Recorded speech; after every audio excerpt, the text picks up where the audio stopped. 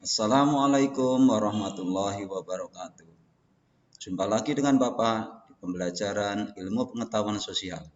Hari ini kita akan mempelajari tentang kerajaan-kerajaan Hindu, Buddha, dan Islam yang ada di Indonesia. Sebelum kalian menyaksikan video, persiapkan dulu diri kalian dengan buku dan alat tulis, serta catatan agar kalian nanti bisa mencatat hal-hal penting yang ada di dalam video berikut ini. Silahkan mengikuti. Alhamdulillah, kita bertemu lagi di pembelajaran ilmu pengetahuan sosial. Kali ini kita akan membahas tentang peninggalan sejarah kerajaan Hindu di Indonesia. Kompetensi dasar yang akan kita pelajari yaitu kompetensi dasar 3.3, mengidentifikasi kerajaan Hindu dan atau Buddha dan atau Islam di lingkungan daerah setempat, serta pengaruhnya pada kehidupan masyarakat masa kini. Setelah melihat video ini, diharapkan kalian dapat menentukan peninggalan, tokoh, dan sikap kepahlawanan dari tokoh pada masa kerajaan Hindu di Indonesia. Kerajaan Hindu yang pertama adalah Kerajaan Kutai. Kerajaan Kutai terletak di Kalimantan Timur. Kerajaan ini bercorak Hindu, berdiri sejak abad keempat. Raja pertama Kerajaan Kutai adalah Kudungga. Setelah meninggal, dilanjutkan dengan anaknya yang bernama Aswawarman. Raja ketiga di Kerajaan Kutai adalah Raja Mulawarman. Pada masa Raja Mulawarman, Kutai mencapai puncak kejayaannya. Karena Raja Mulawarman adalah raja yang adil dan bijaksana, sehingga rakyatnya hidup sejahtera dan tentram. Peninggalan Kerajaan Kutai adalah yang pertama Yupa. Yupa adalah tiang batu atau tugu berukuran kurang lebih 1 meter yang ditanam di atas tanah. Pada tiang batu ini terukir prasasti dari Kerajaan Kutai yang dianggap sebagai sumber tulisan tertua di Indonesia. Peninggalan sejarah Kerajaan Kutai yang kedua adalah Arca Siwa dan Arca Nandiswara. Penemuan Arca Siwa dan Arca Nandiswara di Gunung Kombeng, Kalimantan Timur merupakan penjelasan atas kebudayaan India dan agama Siwa yang dianut oleh setidaknya lingkungan Kerajaan Kutai. Kutai terletak di tepi Sungai Mahakam, sehingga aktivitas utama masyarakatnya adalah melakukan kegiatan pertanian. Selain itu, mereka juga banyak melakukan perdagangan dengan luar negeri. Mata pencaharian lain yang banyak dilakukan oleh masyarakat Kerajaan Kutai adalah beternak sapi.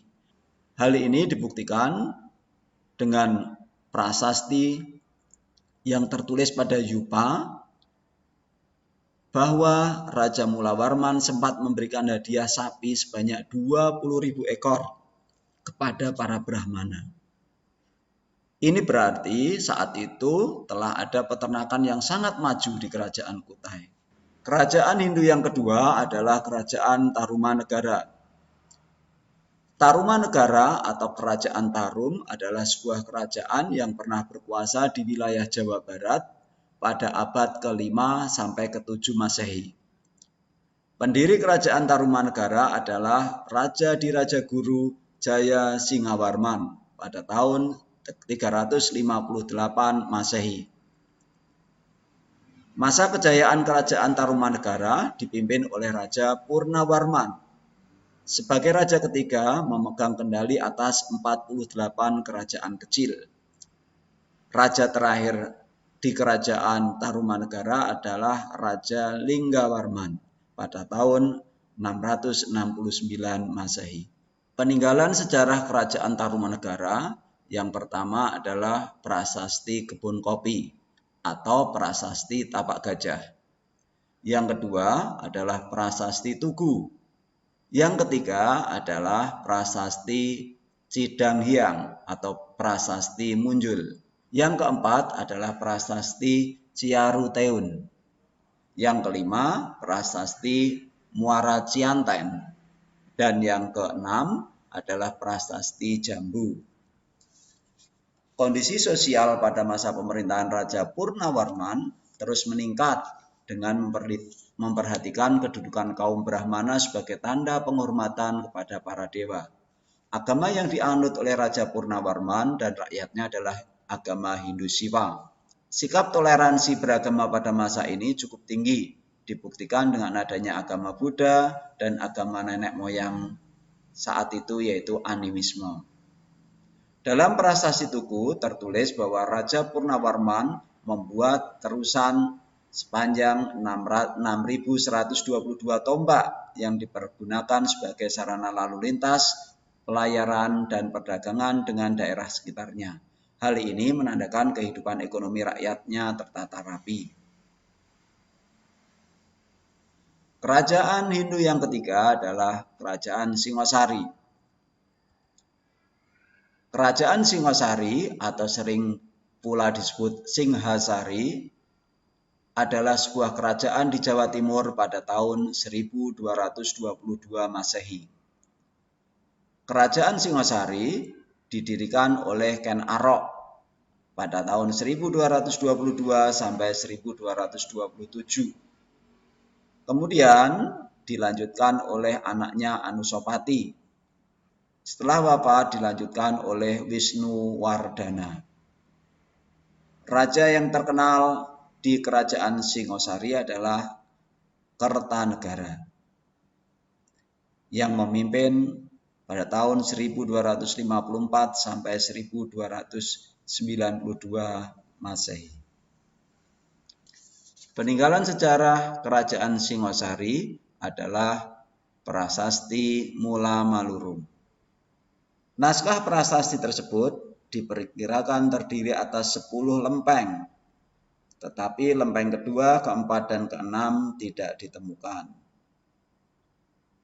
Peninggalan yang kedua adalah Mandala Amoghapasa. Mandala Amoghapasa terbuat dari perunggu berukuran 22,5 x 14 cm. Peninggalan yang ketiga pada Kerajaan Singosari adalah Candi Singosari. Candi ini digunakan untuk peribadatan raja-raja Kerajaan Singosari. Kertanegara adalah raja terakhir dan raja terbesar dalam Kerajaan Singosari. Daerah bawahan Singosari di luar Jawa antara lain Melayu, Bali, Pahang, Gurun, dan Bakulapura. Pada tahun 1289, Kaisar Kublai Khan mengirim utusan ke Singosari meminta agar Jawa mengakui kedaulatan Mongol. Namun permintaan itu ditolak tegas oleh Kertanegara. Hal ini membuktikan bahwa Kertanegara adalah seorang raja yang tegas, berani menolak dan tidak tunduk kepada bangsa Mongol. Di bawah pimpinan Raja Kertanegara, Kerajaan Singosari mempunyai wilayah yang sangat luas. Hal ini membuktikan bahwa Kertanegara seorang raja yang pantang menyerah untuk senantiasa mempersatukan wilayah Nusantara. Alhamdulillah, kita sudah menyaksikan video pembelajaran tentang kerajaan Hindu, Buddha, dan Islam yang ada di Indonesia. Jangan lupa, kalian bisa membuat rangkuman dari materi seperti tabel berikut ini.